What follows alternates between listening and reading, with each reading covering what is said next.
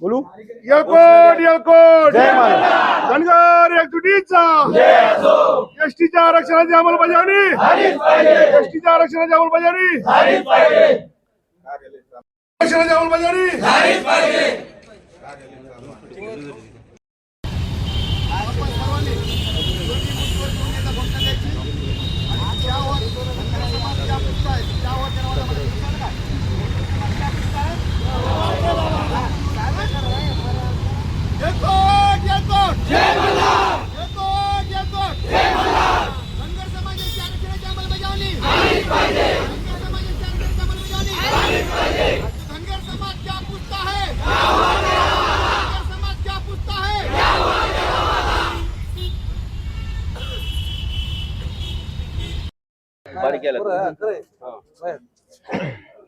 गेली 10 दिवस झालं दीपक भाऊ बोराडे जालना येथे उपोषणाला बसलेले आहेत, पण महाराष्ट्र राज्याचे मुख्यमंत्री किंवा त्यांचं शिष्टमंडळ किंवा एकही मंत्री तिथे भेट द्यायला गेलेला नाही.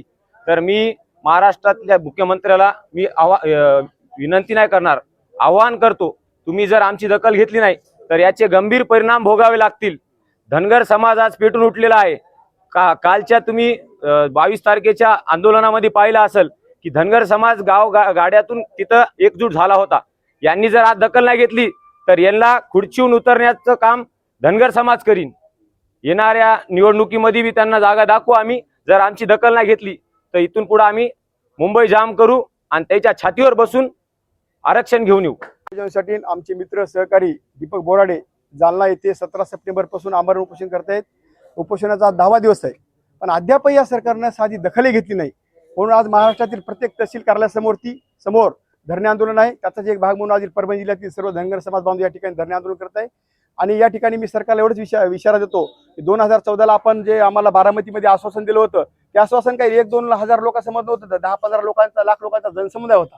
आपण काल पाहिलं असं 24 तारखेला अतिविराट असा मोर्चा धनगर समाजाचा इशारा मोर्चा होता.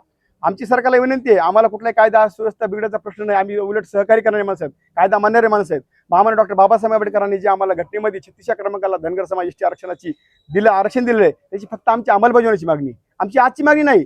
60-70 वर्षापासून आमची अनेक पिढ्या या आंदोलनामध्ये झालेले आहेत. माझी एवढीच विनंती आहे, जर आपण 2014 प्रमाणे जे आम्हाला या ठिकाणी 5 नोव्हेंबर 2017ला नागपूर येथे एक आम्ही धनगर समाजाचा असाच आरक्षण निर्णय मेळावा घेतला होता. त्यामुळे यामध्ये माननीय खासदार डॉक्टर विकास महात्मे साहेब त्याचे प्रमुख होते. त्या ठिकाणी आम्ही एक घोषणा दिली होती की क्या हुआ तेरा वादा. तेव्हा स्वतः माननीय मुख्यमंत्री मोदी आमचे प्रमुख पाहुणे होते त्या आंदोलनाचे. त्यावेळेस विचारला होता की क्या हुआ तेरा वादा. त्यावेळेसच माननीय मुख्यमंत्री मोदींनी शब्द दिला होता हम वादा निभाएंगे. आमची एवढीच मागणी आहे की आमचा दिलेला वादा निभावा आणि परत एकदा आम्हाला 2014 पासून जो धनगर समाज मोठ्या संख्येने आपल्या पाठीशी आहे असाच आपण ठेवा. अन्यथा जे धनगर समाज तुम्हाला सत्तेत बसू शकते तो धनगर समाज तुम्हाला बेदखल केल्याशिवाय राहणार नाही. धनगर समाजाची एसटी मध्ये अंमलबजावणी करण्यासाठी आम्ही इथे जमलेलो आहोत. दीपक भाऊ बोराडे हे 10 दिवस झालं यांनी एकही अन्नाचा कण खाल्लेला नाही.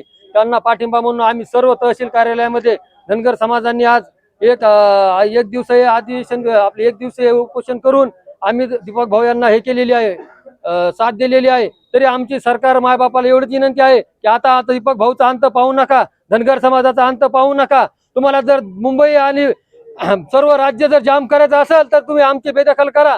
जर तुम्ही आमची 1 तारखेपर्यंत दखल घेतली नाही तर हा धनगर समाज कदापि तुम्हाला माफ करणार नाही. आणि सांगतो मुंबईमध्ये जाम केल्याशिवाय आम्ही राहणार नाही. दीपक भाऊचा अंत पाहू नका. दीपक भाऊच्या तब्येतीला जर धक्का लागला तर सर्व धनगर समाज महाराष्ट्रातून पेटून उठेल. ही शासनाने काळजी घ्यावी आणि लवकरात लवकर जालना येथे जाऊन दीपक भाऊचा समर्थन द्यावे किंवा धनगर समाजाची एसटी मध्ये अंमलबजावणी करावी. आमची अंमलबजावणी घटनेमध्ये आहे, हक्काची आहे. आम्ही भीक मागत नाहीत, आमचा हक्क मागतो.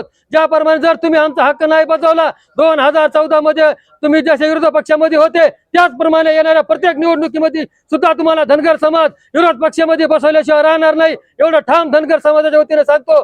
जय येळकोट येळकोट.